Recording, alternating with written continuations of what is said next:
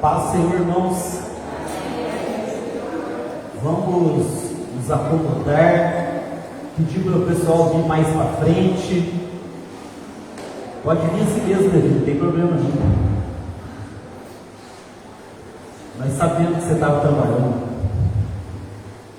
Glória a Deus. Estão preparados para mais uma etapa? Amém. Amém? Glória a Deus. Vamos orar então. Feche seus olhos agora. Deus, nós queremos, ó Pai, te louvar, queremos engrandecer o teu nome nesta hora. Pedimos ao Senhor, ó Deus, mais uma vez, que venha abrir o nosso entendimento nesta noite, que o teu Espírito Santo, Pai, ministre a tua palavra a nós, no mais profundo da nossa alma, para que nesta noite, Deus, ao receber mais essa porção da tua palavra, nós possamos sair daqui um nível de conhecimento, de entendimento e de prática de vida cristã acima daquela que nós chegamos aqui hoje.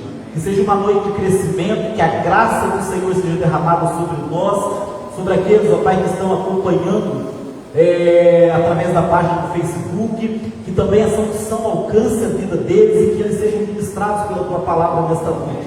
Nós oramos, ó Pai, para que esse assunto de hoje, Pai, tão importante para a vida cristã, possa impactar as nossas vidas de uma maneira positiva, que nós possamos, ó Pai, entender aquilo que o Senhor vai falar nesta noite, para que nós possamos sair daqui amando ainda mais ao Senhor e com disposição maior para poder te servir. Nesse momento, recebe a nossa adoração, nosso louvor, Pai. Nós queremos declarar o quão, ó Deus, tu és majestoso, o quanto o Senhor é um Deus que reina sobre as nossas vidas, Deus que está acima de tudo e que merece o nosso louvor e a gratidão dos nossos corações. Então, reina absoluto neste lugar, nesta noite, em nome de Jesus. Amém. Amém. Quem está feliz aí? Amém. Aleluias.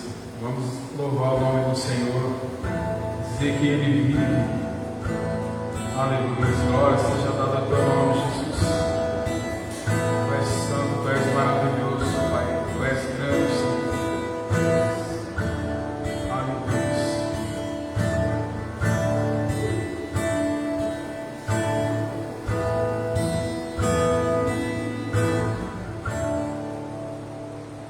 Deus enviou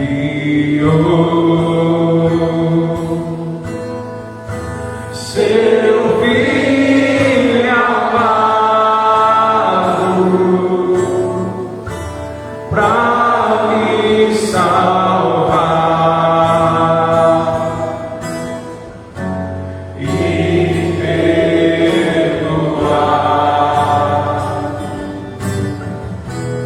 na cruz morrer.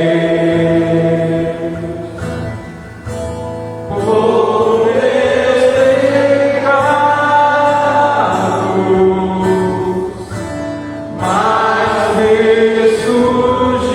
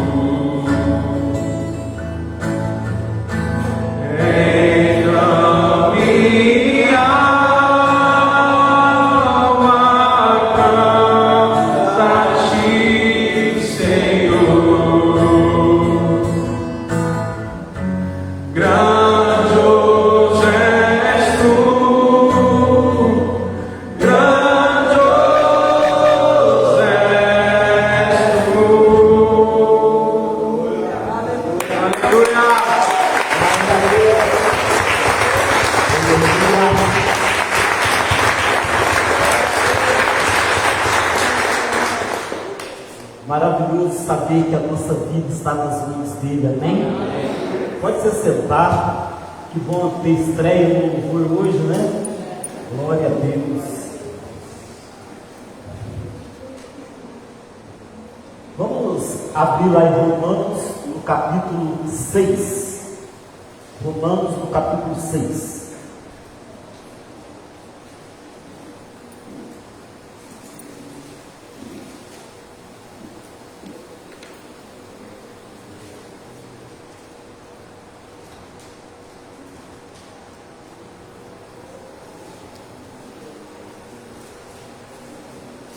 Quem tem entendido o que Deus tem ministrado a nós, hein? Algo precioso para a vida, né? Antes de ler, nós vamos lendo o texto, parando no texto para as explicações. Mas antes de ler, quero explicar assim. Agora no capítulo 6, o apóstolo Paulo, ele vai dar início à terceira sessão dos assuntos que ele trata durante toda a carta de Romanos. Então nós vimos que no capítulo 1 até metade do capítulo 3 ele tratou da perdição humana, e ele diz que no capítulo 1 primeiro que os gentios estavam perdidos e que não havia desculpa diante de Deus.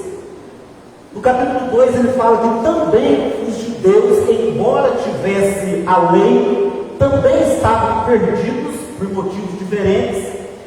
E ele termina falando a respeito da perdição humana, naquele versículo de Romanos 3, 23, que nós conhecemos bem, que diz que todos pecaram e destituídos estão da glória de Deus. Então, quando Paulo fala na primeira sessão a respeito da perdição, é algo que essa carta sendo lida, ali em Roma, uma audiência, essa carta sendo lida em Roma, no começo, quando eles começam essa leitura e lêem o capítulo 1 e o capítulo 2, a impressão é que não há esperança de salvação, porque não há desculpa, todos pecaram, todos se corromperam. Paulo fala ali de coisas terríveis, e ainda deixa claro que nós só não somos piores, que o ser humano só não é pior porque Deus segura, porque Deus põe freio no ser humano, senão a gente seria ainda pior. Então Paulo diz que haverá um juízo e que diante do juízo de Deus ninguém teria alguma coisa para poder dizer a Deus em sua defesa. E aí ele diz: os homens são desculpáveis. Então, na seção 1, que vai até a metade do capítulo 3, a impressão que traz, embora Paulo, em vários versículos, já falava da graça de Deus, mas o que estava determinado ali é que o homem está perdido. Só que, a partir da metade do capítulo 3, ele abre uma outra seção, e ele diz que Deus, mesmo o homem tendo se depravado, mesmo o homem tendo desobedecido, Deus providenciou um meio, Deus arquitetou um plano de salvação para o homem, mesmo o homem não merecendo, mesmo o homem não tendo condições, mesmo o homem o rejeitando, Deus estabeleceu um plano pelo seu amor, pela sua graça, de justificar o homem. E como Deus fez isso? Imputou a justiça de Cristo em nós, e Cristo morre no nosso lugar para poder nos justificar. Amém? Ali, Paulo, durante esse tema ainda da justificação pela fé, ele cita o exemplo de Abraão que foi justificado pela fé. Ele cita o exemplo de Davi, que também havia sido justificado pela fé. E ele termina o tema da justificação pela fé, falando e fazendo a comparação entre Adão e Cristo, algo que é tão crucial para nós. Então ele explana que em Adão nós estamos condenados e em Cristo nós estamos absolvidos. Que em Adão nós morremos, mas que em Cristo nós recuperamos a vida. E ele termina a carta, vamos voltar aí no capítulo 5, no versículo 20. Ele termina dizendo: a lei veio para que o pecado abundasse, mas onde abundou o pecado, superabundou a graça. Amém? Então ele ainda tem o versículo 21, mas essa é a explanação. Agora aqui no capítulo 6, Paulo vai, a partir do versículo 20, Paulo vai começar a falar de um outro tema, de uma outra sessão, então ele fala primeiro: todos estão perdidos, mas em Cristo, pela fé, nós somos justificados, e uma vez justificados, como é agora que nós devemos viver?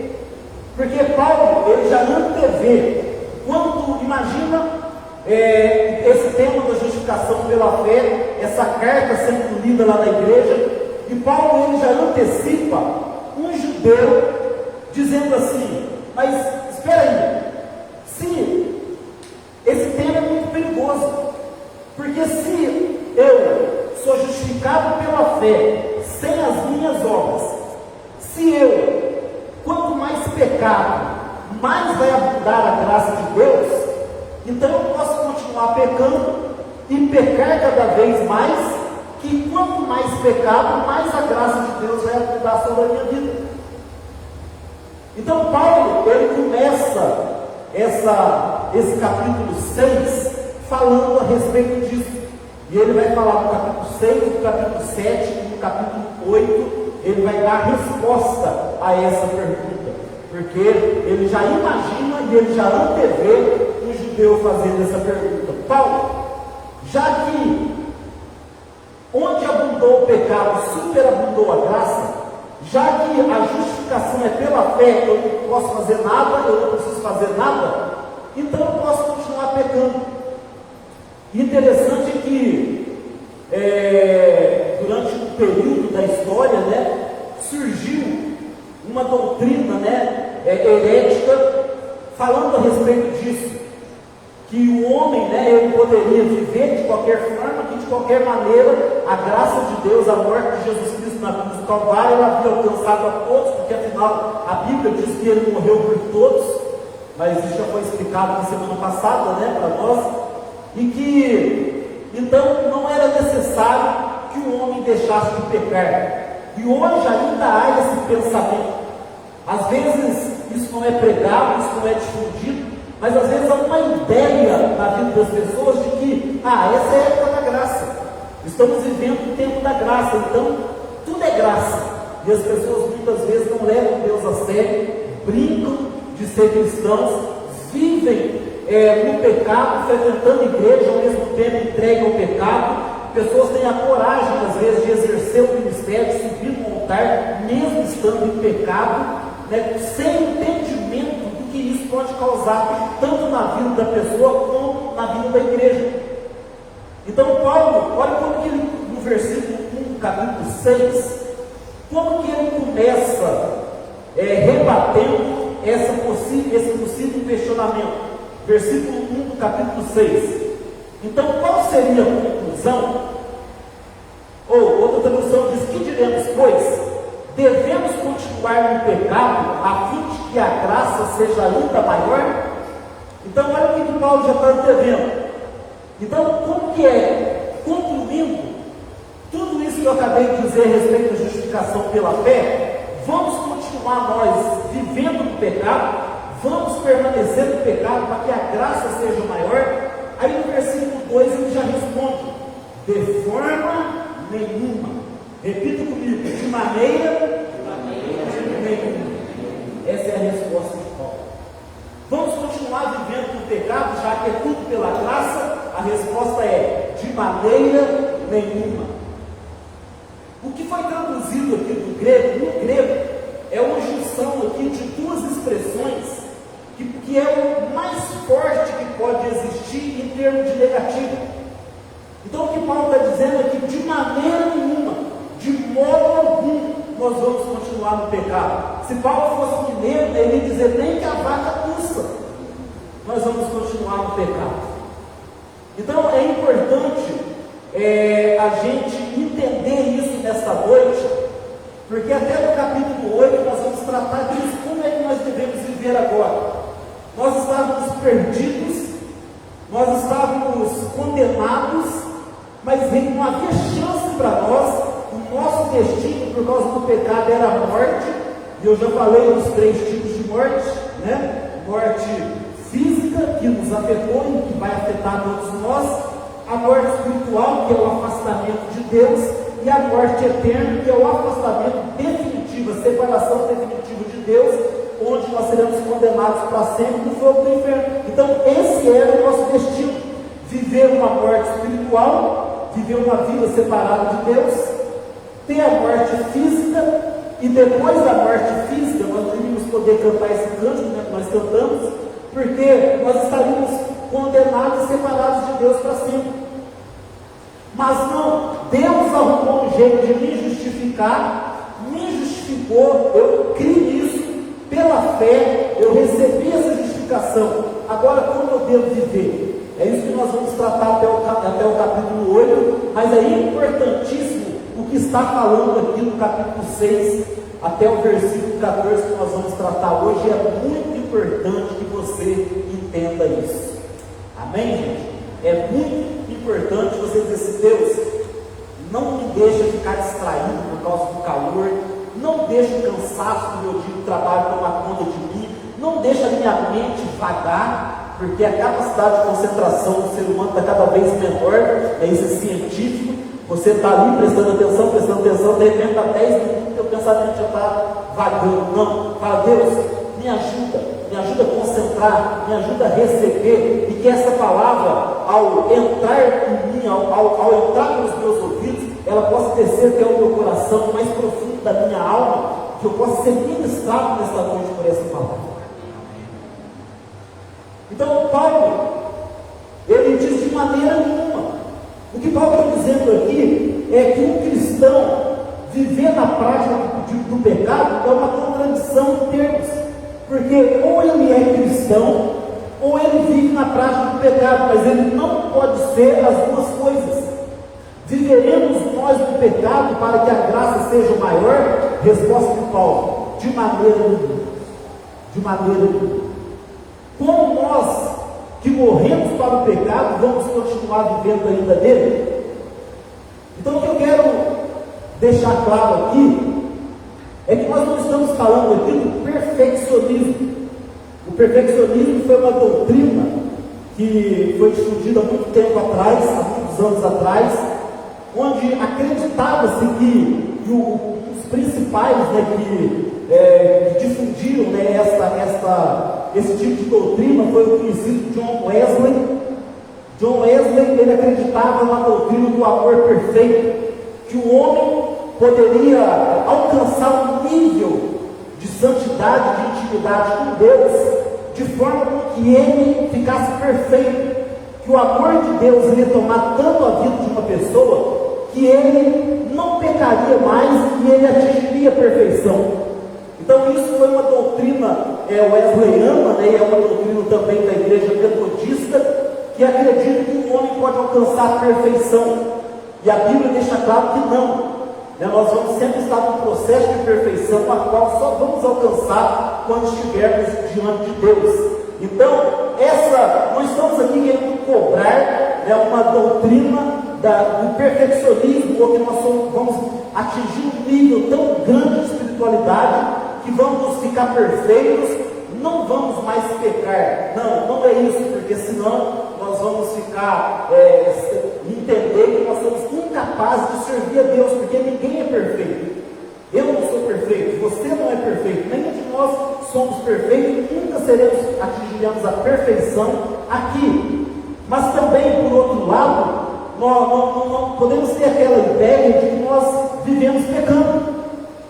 De vez em quando, né, quando a gente está no culto de intercessão, eu já vi principalmente em Angola, né, a gente estava no culto de confissão de pecados, e aí pedi para o irmão orar, e ele começava a orar e dizer: Deus, perdoa os nossos pecados, porque nós pecamos toda hora, e nós pecamos por palavras, por pensamentos, por ações, e todo segundo nós estamos pecando, Deus. Eu falei: não, assim também não. Assim também não. Se você vive uma vida que a todo tempo você está pecando, e em todo momento você está pecando, alguma coisa está errada. alguma coisa está errada. Porque o crente ele não deve mais viver na prática do pecado. O pecado não tem, como nós vamos ver aqui para baixo, não vai exercer mais domínio sobre a vida daquele que foi justificado por Cristo. Paulo, por várias vezes, ele fala: o pecado não terá domínio mais sobre vocês. Não, quando nós vamos em Hebreus 10, no versículo 25, há uma citação muito forte a respeito disso, que fala assim: se nós, mesmo depois de ter recebido a graça, continuamos a viver deliberadamente no pecado, já não resta mais sacrifício pelos nossos pecados. Ou seja, é como se Cristo não tivesse morrido por mim. Ele ainda vai continuar dizendo lá no 26 e diante de Hebreus 10 que é como se eu estivesse pisando no sacrifício de Cristo por mim. Olha o que ele está dizendo: se você, depois de conhecer a graça, atenção aqui, depois de conhecer a graça, de ter recebido a Cristo, e você continua vivendo a prática do pecado, então duas coisas vão acontecer. Cristo, é como se Cristo não tivesse morrido por você, é como se você tivesse pego aquela graça e pisado. Imagina, o Claudinho chega com toda a empolgação, trabalha um mês, compra um presente bem caro para Cirlei, e chega lá com toda, e entrega o presente para ela, e ela, que isso, joga no chão, pisa. Já imaginou? Que desfeita. Então é isso que Hebreus está dizendo. O que nós fazemos quando a gente, mesmo tendo recebido a graça, esse presente de Deus, nós deliberadamente continuamos no pecado, é como se nós estivéssemos pegando esse presente, jogando no chão e pisando em cima. Lê depois em Hebreus 10.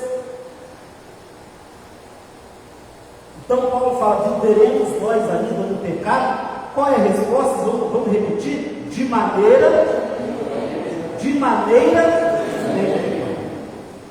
fala assim: longe de mim, porque nós já recebemos a graça de Deus.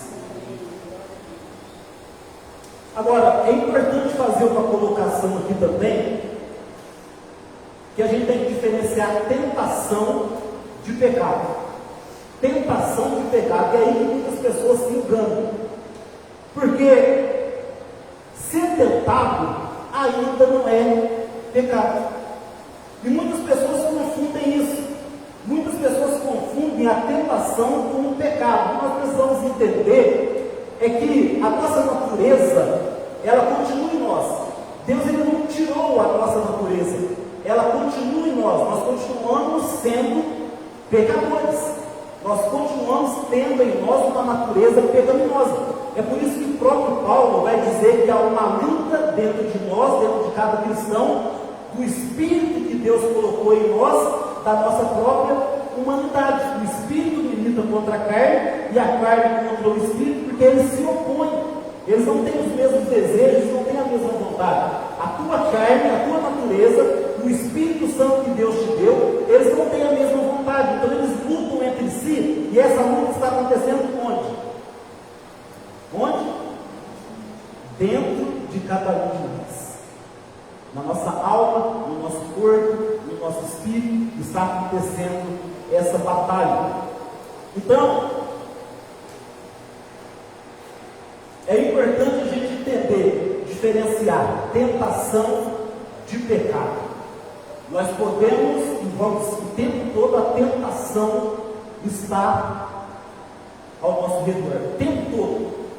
O tempo todo nós estamos sendo assediados pelo pecado. O tempo todo. Então você imagina, o dia todo o pecado está batendo na sua porta. Aí você não abre. Aí o pecado está batendo na tua porta. Você não abre. E o pecado está lá batendo. Você acabou, você venceu. Você foi tentado, mas você não caiu em tentação.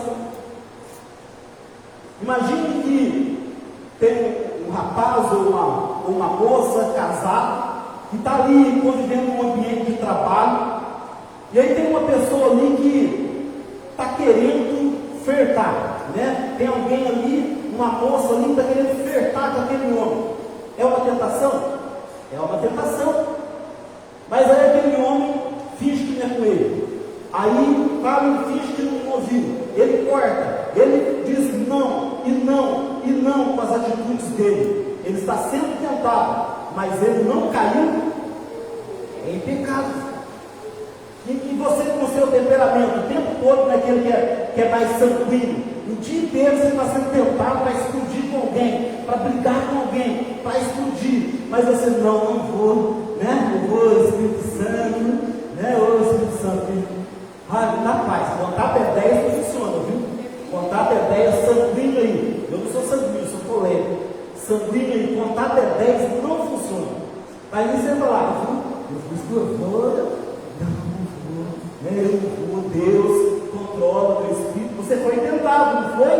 Mas você não caiu na tentação. Interessante, aconteceu um fato. Eu com a Líbia ontem, né, passando por uma experiência. Ontem foi terça, ontem mesmo, Marte Minas, né? Por incrível que pareça, nós chegamos lá e tudo estava vazio. Né? Eu assim, Marte Minas vazio, descaixa livre. E aí a gente foi passar aqueles caixas rápidas, 3 caixas livres. Aí tinha vocês sabem, já confessei para vocês que eu sou extremamente colérico, 100% colérico. Irrita por qualquer coisa, né? E é uma luta. O tempo todo estou sendo tentado a xingar alguém, a ser mal educado. E aí tinha uma caixa lá, estava desse jeito assim. Aí eu cheguei lá, ela, você nem olhou para minha caixa, você pode passar no outro caixa. Aí eu olhei, vocês sabem o que eu queria falar para ela, né, Will? Aí vamos lá, e fica olhando para mim. Aí o outro caixa aí, ela começou a discutir com a outra, mas você é preguiçosa, hein? Mas não sei o quê, eu só queria ir embora almoçar. E eu queria pagar e ir embora almoçar. E ela começou as duas a discutir. E a outra, terceira, também estava à toa, rindo. E eu fiquei firme, fui, paguei, muito obrigado. Pode doar o trono aí, mas papai. Entende? Fui tranquilo, eu fui extremamente tentado, mas eu resisti à tentação. Não falei nada. Aí, você está lá no trânsito, né? E aqui no trânsito o pessoal respeita bem, né? Aí te dão uma fechada, não para na esquina, e aí a tua vontade, mas aí você sorri. Você foi tentado, mas você não pecou. Estão entendendo a diferença? Porque o tempo todo nós vamos estar sendo tentados. O tempo todo. O que Paulo diz? O espírito, na verdade, está pronto, mas a carne é fraca. Nós temos fraquezas. Um tem fraqueza, não pode ver mulher. Outro tem fraqueza, não pode ver homem. Outro tem fraqueza, não pode ver dinheiro. Outro quer brigar, outro quer explodir. Você entende? Fraquezas. A carne é fraca, mas o espírito está pronto. O espírito está pronto. Então nós podemos, o dia todo, o tempo todo, nós vamos ser tentados. Aí os teus olhos vai e você, não, Deus, em nome de Jesus. O presbítero, o Tchãozinho, quando a gente estava estudando Colossenses, né, contou a historinha aqui, né, do Agostinho de Hipona, um dos pais lá atrás da igreja, né? Agostinho de Hipona foi um homem extremamente depravado, né? Ele era gnóstico, era uma outra época, era das religiões afro, era um homem, várias amantes na vida dele. E um dia Agostinho, que era de Hipona, né, depois foi bispo da igreja de Roma, e ele um dia andando numa rua, ele teve uma conversão extraordinária, né? Estudem depois a vida de Agostinho de Hipona, né? Foi um homem tremendo de Deus, e ele se converteu um dia andando nas ruas lá de Roma, e uma das amantes dele o reconheceu. E aí começou a andar atrás dele e chamar Agostinho. E ele olhou e viu, né, reconheceu a mulher também, e apertou o passe, e ela disse: Agostinho, Agostinho, e Agostinho não olhava para trás, estava sendo o quê? Tentado, porque o passado dele era de um homem depravado e muitos amantes. E ali ele apertando: Agostinho, Agostinho, e de repente a mulher foi: Agostinho, sou eu. E aí Agostinho olhou para ela: mas não sou eu. Não sou eu mais. É o que Paulo vai tratar aqui. É o que Paulo vai tratar aqui. O pecado não tem domínio mais sobre você. Você agora vive uma nova vida. É como aquela história que eu acho que já contei aqui também, né? O pastor chega e fala para a menininha: e se o diabo bater na porta do seu coração? Aí a menina: eu mando Jesus entender. E é assim que nós temos que fazer, porque a tentação vai bater o tempo todo, a tentação vai bater na nossa porta. Mas aí, antes, nós éramos dominados pelo pecado e a gente não resistia à tentação. Mas o assunto que Paulo vai tratar aqui agora é que, mas agora, o pecado não exerce mais domínio sobre nós.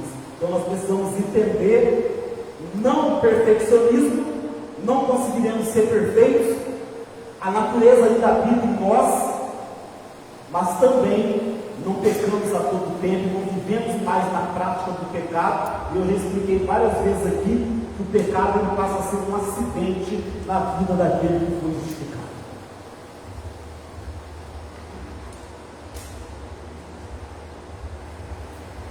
Então no versículo 2, a parte B do versículo 2 até o 5, aí Paulo vai dizer aqui que o crente ele não pode viver pecando. Por qual motivo? Porque ele já morreu para o pecado e essa morte se deu através da morte de Cristo. Vamos ler até o versículo 5. Vamos ler o 2 até o 5. Por intermédio de quem obtivemos pleno acesso pela fé a esta graça. Não, peraí, estou voltando lá demais. Estou lá no capítulo 5, desculpa. De forma alguma, nós que morremos para o pecado, como seria possível viver ainda sob o jugo do pecado? Aí no 3, ou ignorais que todos nós que fomos batizados em Cristo Jesus, fomos igualmente batizados na sua morte? Então olha só, o que Paulo está dizendo? Como que nós vamos viver ainda no pecado, nós que já morremos para o pecado? E aí Paulo vai falar para ele: vocês estão ignorando, vocês romanos já foram batizados, né? Vocês da igreja bíblica já foram batizados, né? Então vocês ignoram o fato de que todos quanto foram batizados em Cristo na sua morte. Ou seja, quando Cristo morreu, nós morremos junto com Ele. Cristo, Ele morrendo e a justiça dele sendo imputada a nós, significa que Ele morreu e nós também morremos com Ele. E daqui a pouco eu vou explicar isso. Aí ele vai para o versículo 4, porque não somente isso, portanto fomos sepultados com Ele na morte, por meio do batismo, com o objetivo de que, assim como Cristo ressuscitou dos mortos, mediante a glória do Pai, nós também andemos em novidade de vida. Então olha só, nós não só morremos com Cristo, mas fomos sepultados com Ele. Com qual propósito? De agora viver uma vida nova. Agora nós temos condições de andar em novidade de vida, porque nós morremos em Cristo, fomos sepultados com Ele e agora estamos em condições de viver uma vida nova, uma vida onde o pecado não exerce mais domínio, onde a prática do pecado não é mais a nossa forma de viver. Então Paulo está falando: vocês ignoram, quando vocês foram batizados, era isso que vocês estavam dizendo para Deus. É esse o simbolismo do batismo. Vocês se uniram em Cristo na sua morte, no seu sepultamento e na sua ressurreição. Então o que significa isso? Que o velho homem ficou para trás. O homem onde o pecado era o Senhor, onde o pecado dominava, morreu e foi sepultado com Cristo. E o que ressurgiu agora para aquela mulher: não sou mais eu não sou mais aquele que você conheceu, agora eu sou uma outra pessoa. Eu não ando mais naquela prática na qual eu fazia quando a gente era amante. Agora eu sou uma outra pessoa. Você não me conhece mais. Por isso ele disse: não sou eu. Ela disse: sou eu. Quer dizer, eu sou a mesma pessoa. Mas ele disse: não sou eu, porque agora eu sou uma outra pessoa. Amém, gente? Isso aconteceu na sua vida? Diz amém. Amém. Glória a Deus. E aí no versículo 5 ele vai dizer: se desse modo fomos unidos a ele na semelhança da sua morte, com toda certeza o seremos também na semelhança da sua ressurreição. O que Paulo está dizendo aqui? Nós, uma vez que morremos para o pecado e se unimos a ele na sua morte, também vamos estar unidos a ele na sua ressurreição. Aqui Paulo não está falando de escatologia, ele não está falando de quando nós vamos ressuscitar com Cristo, não, ele está falando de ressurgir para uma vida nova agora, porque olha o que ele vai dizer no 6: pois temos conhecimento de que a nossa velha humanidade em Adão foi crucificada com ele, a fim de que o corpo sujeito ao pecado fosse destruído, para que nunca mais venhamos a servir o pecado. Amém, gente? Então o que Paulo está dizendo aqui? Por que nós ressurgimos? Porque nós temos um conhecimento, e isso é essa uma outra sessão que ele vai entrar aqui, ou um outro assunto, um outro propósito que ele vai estar trazendo aqui. Mas do 2 até o versículo 5 ele está tratando disso. Então o sangue de Cristo ali na cruz não apenas nos justifica, mas ele levou o pecado, ele levou aquilo que eu sou, ele já levou na cruz qualquer, a fim de que nós não possamos servir mais o pecado. Então Paulo, a partir do versículo 6, ele vai falar aqui de 3 atitudes. Porque eu estou falando aqui para você, olha, o corpo do pecado já foi desfeito, nós já morremos para o pecado, mas talvez você diga: parece que eu estou tão vivo para o pecado. Como assim? Então Paulo fala que para isso se transformar em prática, não é um passe de mágica, não é simplesmente: então de uma hora para outra vai acontecer alguma coisa, vai acontecer uma mágica dentro de mim, que eu não peco mais, que eu fui morto, o meu corpo não deseja mais o pecado. Não, Paulo agora ele vai falar de 3 práticas que devem se transformar em estilo de vida, ou seja, nós vamos fazendo, nós vamos lutando, e isso vai se tornar em prática na nossa vida. E ele define isso em 3 verbos. Repita comigo assim: saber, considerar-se e oferecer. Primeiro, saber. Olha o versículo 6: pois temos conhecimento, sabemos. Olha aqui para mim: conhecimento, saber. A primeira coisa para que você não ande mais na prática do pecado e que essas verdades aqui sejam uma verdade na tua vida, chama-se conhecimento. Você primeiro tem que tomar conhecimento do que foi feito por você na cruz do Calvário. E aí é onde está havendo um erro muito grande. Por isso que eu sempre falo que o Evangelho precisa ter uma reforma. Precisa ter uma reforma. As pessoas ficam dizendo: qual é a doutrina da tua igreja? É pentecostal? É neopentecostal? É tradicional? Não, a doutrina nossa é o Evangelho.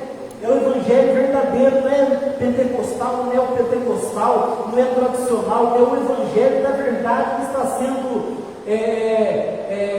escondido das pessoas do nosso tempo. É importante, a primeira coisa, você ter conhecimento, porque Paulo aqui, ele já tinha falado: não sabeis, vocês são ignorantes sobre isso. Quer dizer, Paulo está falando a respeito de conhecimento. Você precisa conhecer, você precisa primeiro saber o que é que na verdade significa o Evangelho, o que é que na verdade foi feito por mim na cruz do Calvário. Então Paulo no versículo 6 ele fala, pois temos conhecimento. Conhecimento de quê? De que a nossa velha humanidade em Adão foi crucificada com ele, a fim de que o corpo sujeito ao pecado fosse destruído, para que nunca mais venhamos a servir ao pecado. Então Paulo está falando aqui de escravidão. Olha, vocês, que Paulo está resumindo, ele está falando, vocês eram escravos do pecado, mas agora, unindo em Cristo, o pecado, ou o homem do pecado em vocês foi destruído, para que vocês não sirvam mais o pecado como seu Senhor, para que vocês não sejam mais escravos. Eles entendiam muito desse termo que significava escravidão, porque o escravo, lá em Roma ou em qualquer época, ele não tinha vontade própria, ele não podia escolher o horário de trabalho, a função que ele ia exercer, o salário que ele ia ganhar, ele não tinha o direito de ir e vir, e é isso que nós somos sem ser justificados, é isso que o homem é sem Cristo. Na verdade, o homem sem, nós falamos muito em livre-arbítrio, eu não creio em livre-arbítrio, porque o homem, ele, sem Cristo, ele não é livre para escolher, ele é dominado pelo pecado. Eu creio em arbítrio, nós podemos escolher, mas não somos livres para escolher, porque as nossas escolhas estão profundamente ligadas à escravidão que nós temos no pecado. Está extremamente ligado. O homem não é livre para escolher coisa nenhuma. O homem, ele sem Cristo, ele faz as suas escolhas debaixo de uma escravidão, de uma servidão que ele está tendo do pecado. Eu me lembro quando eu tentava antes de Cristo, eu sabia que aquilo que eu praticava fazia mal, os vícios que eu tinha fazia mal, prejudicava minha família, minha vida financeira, mas ainda assim eu fazia, porque eu era escravo daquilo, e somente em Cristo eu consegui ser liberto dessas coisas. Então, o que Paulo ele está dizendo aqui, nesse versículo 6 é, o homem em Cristo, depois de receber a justificação, você tem que saber o quê? Você precisa saber que você não é mais escravo do pecado.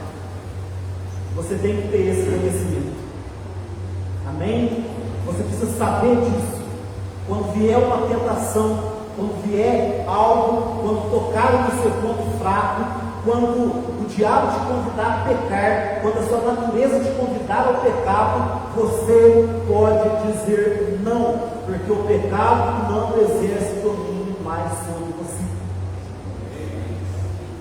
Você não tem mais que se sujeitar ao pecado. Você não tem mais que se render ao pecado.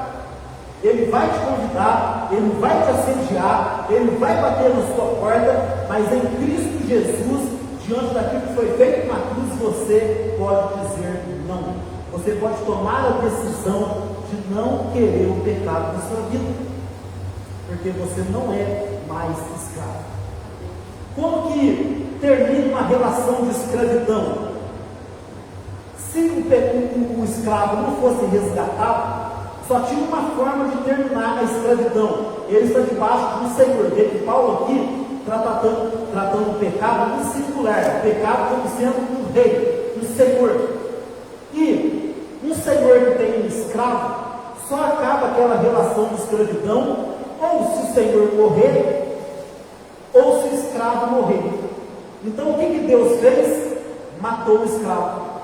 O homem do pecado foi destruído. Você já foi crucificado com Cristo. Então você não tem mais uma relação. Imagina uma pessoa morta, e aí o patrão dessa pessoa chega lá no caixão e começa a dar ordens para essa pessoa. Olha, levanta, vai lá, varrer o quintal. Olha, vai lá capinar a horta. Olha, vai lá ordenhar. Imagina que ridículo isso. O morto está ouvindo? Não. O morto tem condições de ter alguma reação? Não, ele continua escravo daquele. Não.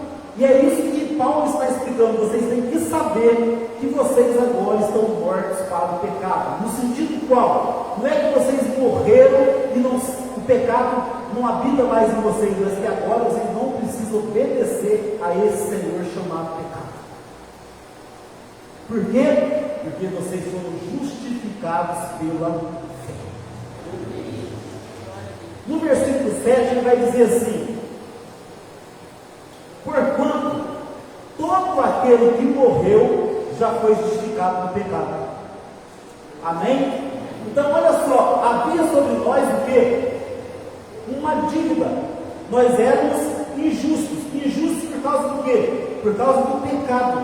Mas aquele que morreu está justificado do seu pecado. Ou seja, o homem do pecado foi crucificado com Cristo. Nós éramos devedores de Deus, mas agora não devemos nada mais para Deus.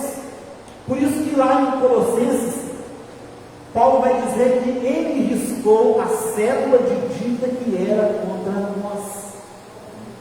Nós não temos mais uma dívida. A nossa dívida foi paga, foi cancelada. Por quê? Porque você morreu. Está tratando do direito antigo, né? Antigamente, se uma pessoa tinha uma dívida, né? Está lá o Fabinho, né? O Fabinho endividou, está devendo 5 milhões. Aí, de repente, o Fabinho, né? Morreu. Acabou a dívida. Ou dizem, né? A minha estava me falando que agora cobra da Poliana, né? Se ele morrer, cobra a dívida da Poliana. Você está bem-vindo aí, né? Graças a Deus. Mas, então, é isso a analogia que Paulo está fazendo aqui.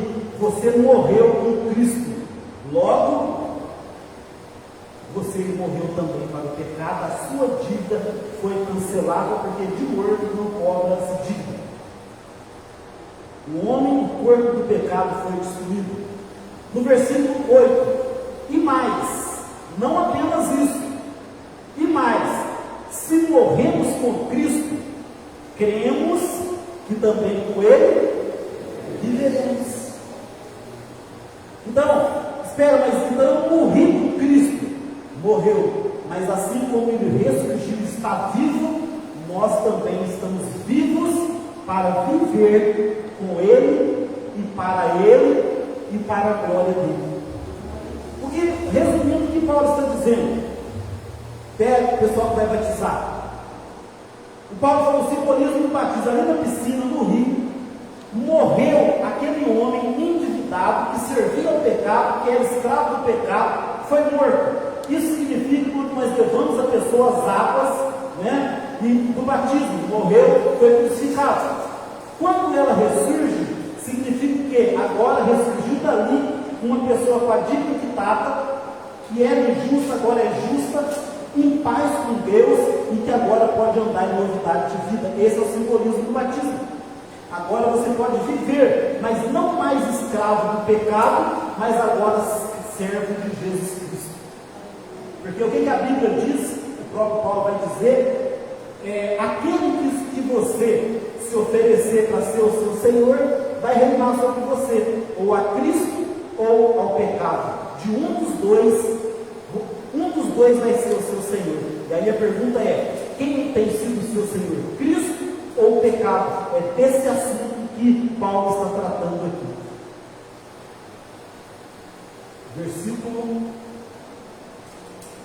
Versículo 9 agora.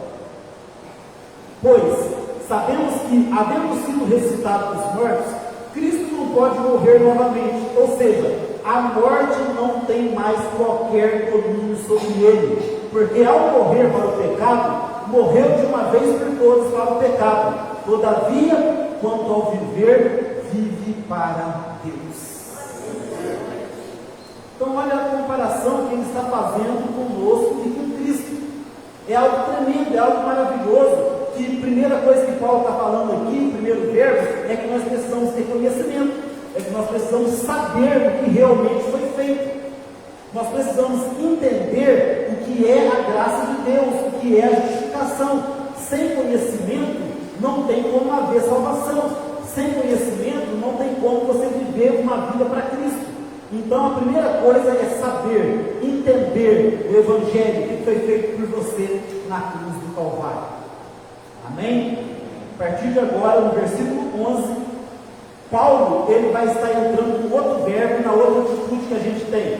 Qual que é a primeira atitude que nós temos que ter? Conhecer, saber o que foi, o que é que eu sou em Cristo, o que Cristo fez por mim. Segundo, a gente tem que se considerar isso que está sendo falado. O que significa isso? Está falando que eu morri para o pecado, então eu me considero morto para o pecado. Está falando que agora eu vivo para Cristo, então eu me considero vivo para Cristo.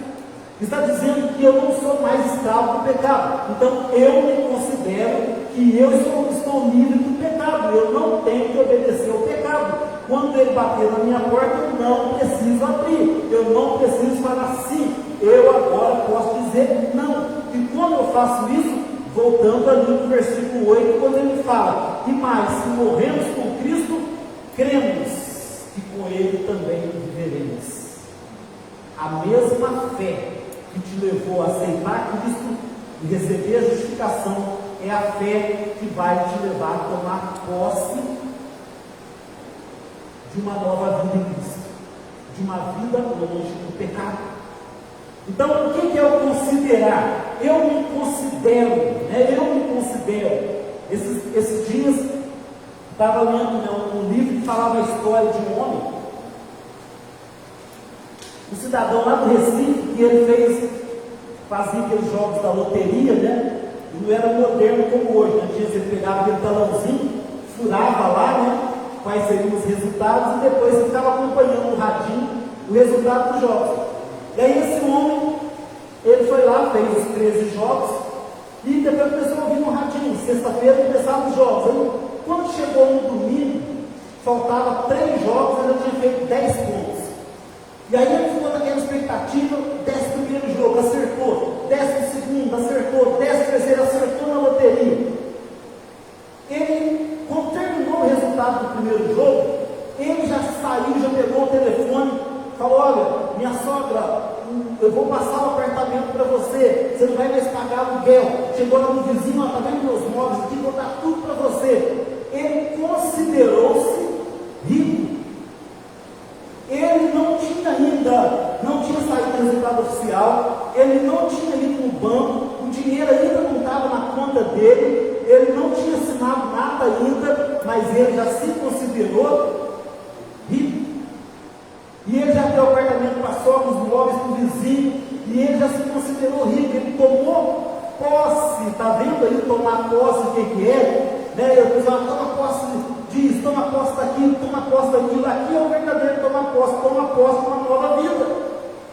Toma posse dessa nova vida que há em Cristo Jesus.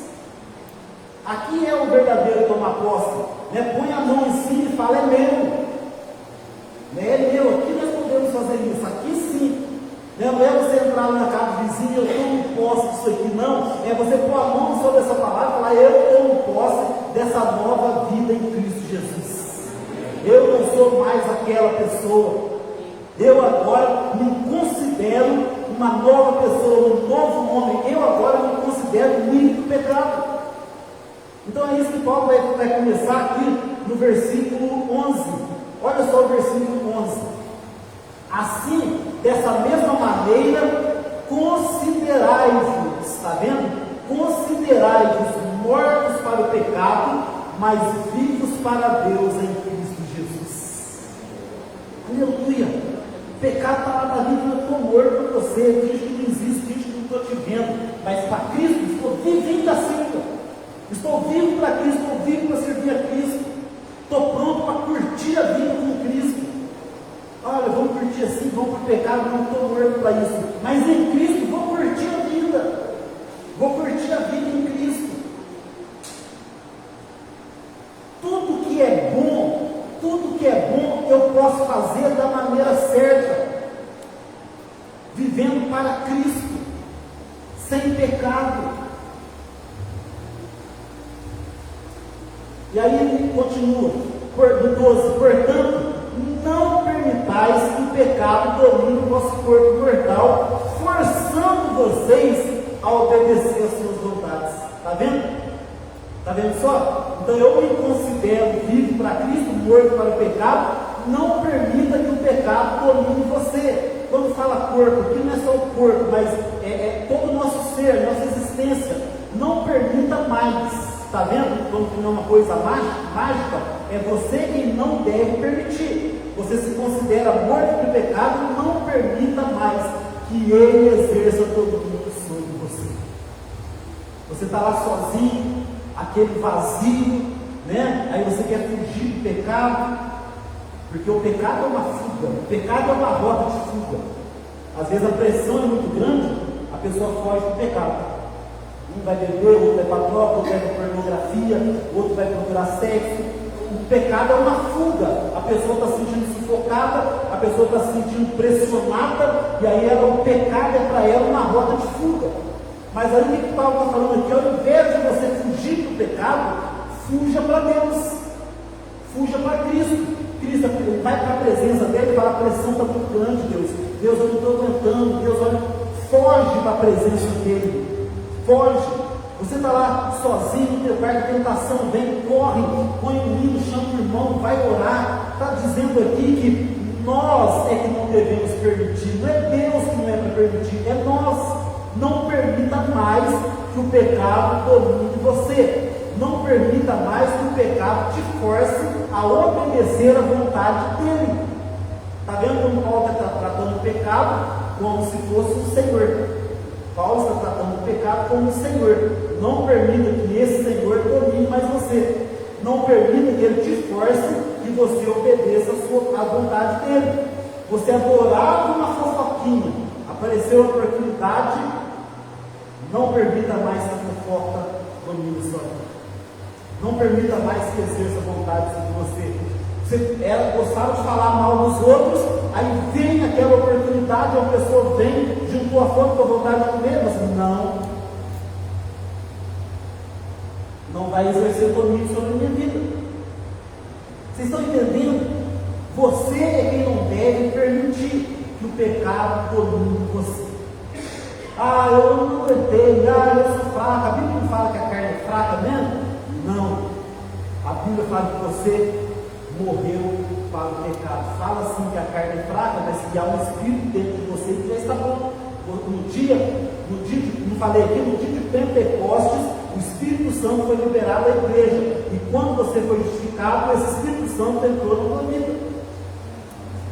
Não tenha dúvida disso. Então, não permita, considere-se que você está morto pelo pecado e vivo. Ou seja, o Evangelho, eu sei que o Evangelho está dizendo a meu respeito, eu me considero isso que o Evangelho está dizendo a meu respeito. Lembra o homem que já se considerou rico? Por que ele já considerou rico? Porque ele acreditou. Os jogos já terminaram, eu apostei aqui nesses times, esses times já ganharam, então eu não posso, já estou rico.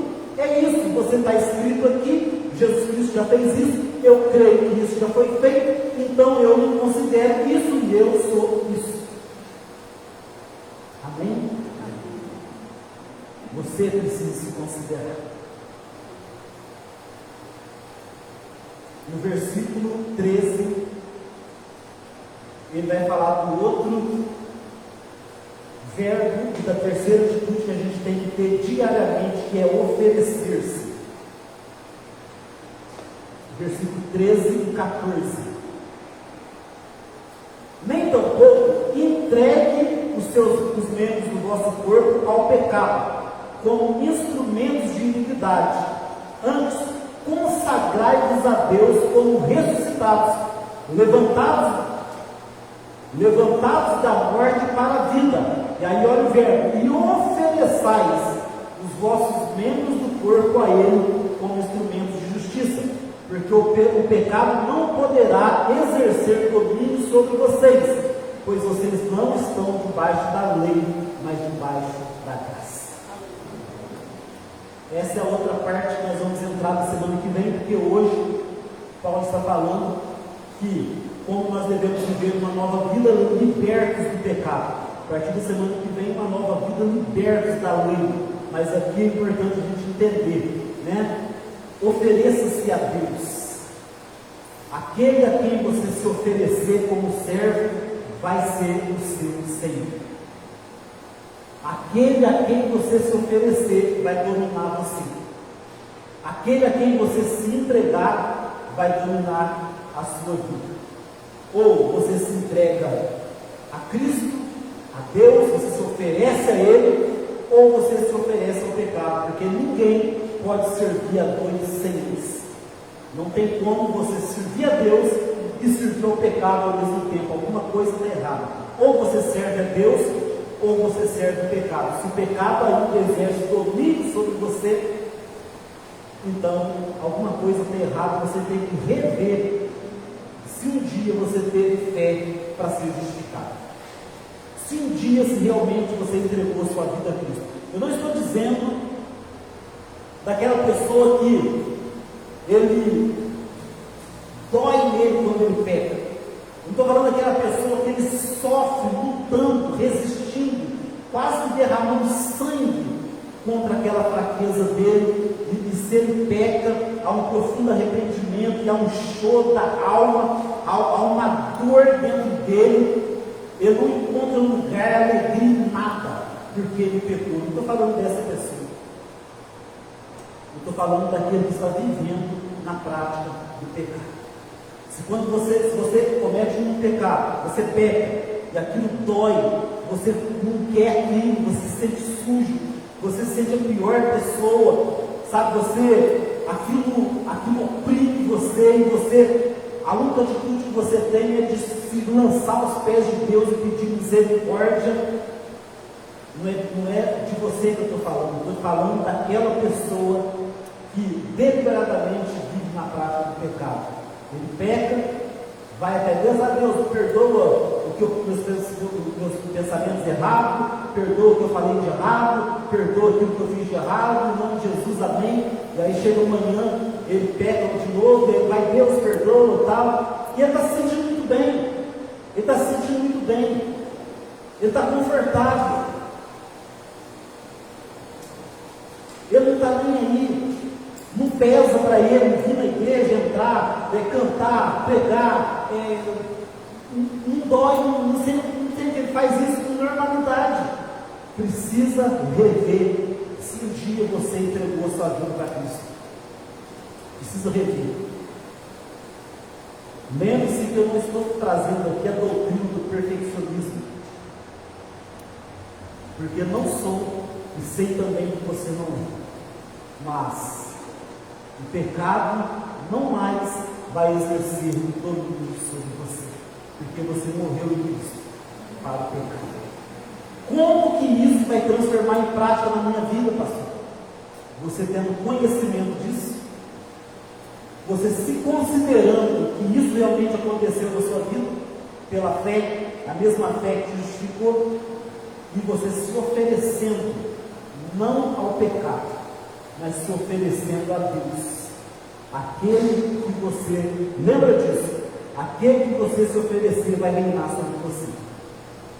Aqui mesmo, enquanto eu prego, para que você sair daqui, amanhã, na hora que você for para o lugar onde você mais é tentado, é o pecado se apresentando a você, o Senhor se apresentando a você e dizendo, vem comigo e obedeça.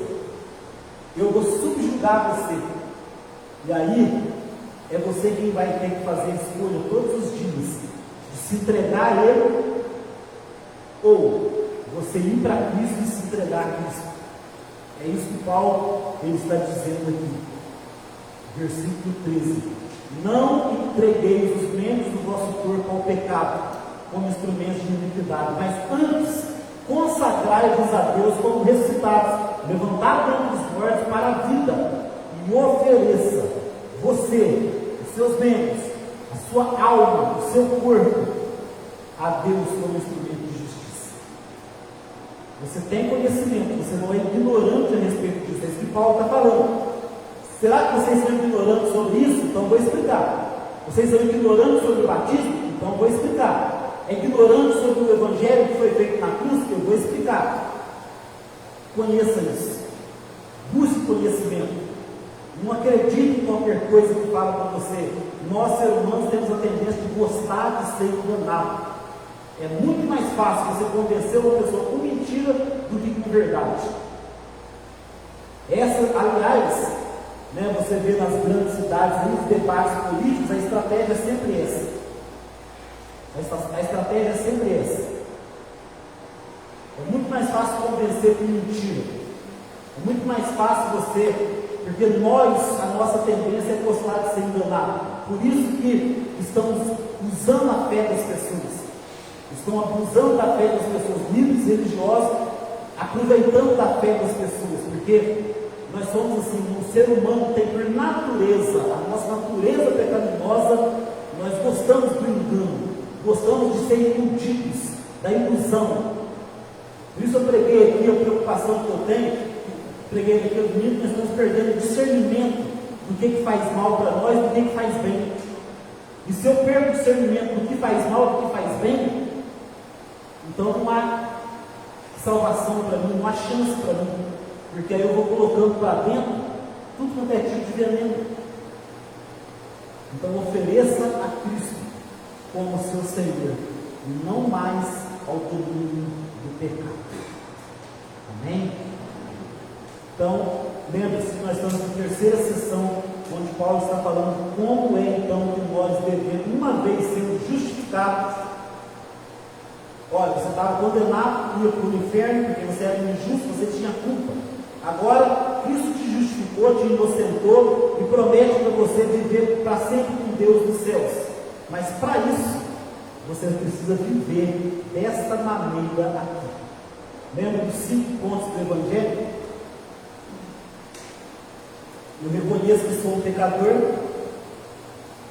Reconhecendo isso, eu tenho que arrepender dos meus pecados.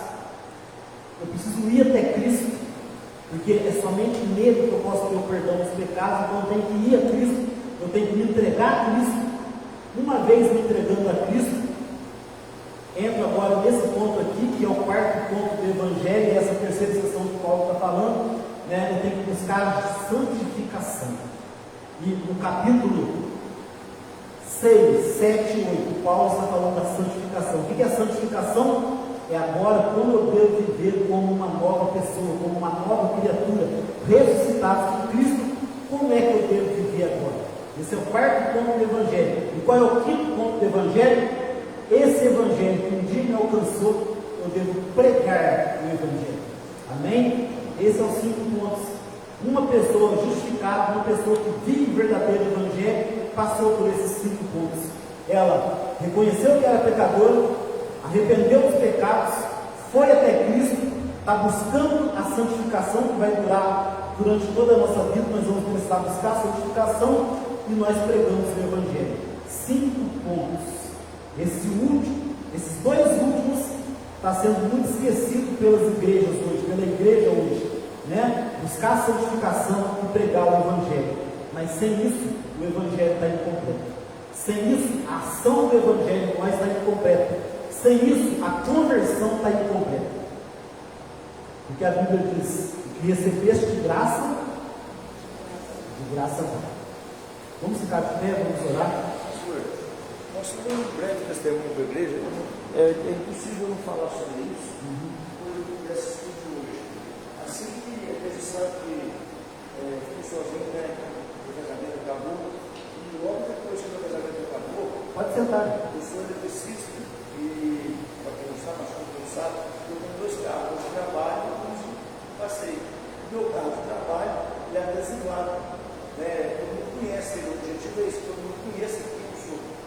E aí um rapaz que trabalhou comigo no tempo me chamou, logo um mês depois que o meu casamento acabou, me chamou e falou: amigo, agora eu vou realizar um sonho. Eu falei: que bom, sonho em particular. Eu falei: que bom, que sonho. Nós dois não podemos ir em lugar que nós não podemos ir. A gente podia ir, porque a gente era casado. Eu queria que eu fosse com ele em um lugar. Não, isso aqui, ele fosse com uma boate. Agora a gente pode ir. Eu falei: olha, vamos, senta aqui, vamos conversar. Eu não sou mais casado, mas tem 2 pontos que você precisa observar. Eu não tenho mais uma esposa que vai me vigiar aí nessas cidades, mas eu tenho Deus que é vivo, não dorme. E Ele sabe de quem eu sou, certo dele. E você tem uma filha, eu tenho que respeitar ela. Você também tem uma filha, você é casado. você deve preservar o teu casamento, deve obediência a Deus. Aí, resumindo a conversa, não morou, por isso só um resumo. Terminando a conversa, ele estava chorando, pedindo perdão para mim. Logo passou mais alguns meses, Deus me apresentou essa bênção que era santa. Então, esse testemunho, para completar esse testemunho, é que, por exemplo, se eu caio no pecado, provavelmente eu não estaria aqui agora na igreja. Se tivesse aceitado ser servo do pecado, eu não estaria mais na igreja. Eu teria perdido a salvação, eu teria tido esse presente de Deus. Ela assim. Amém.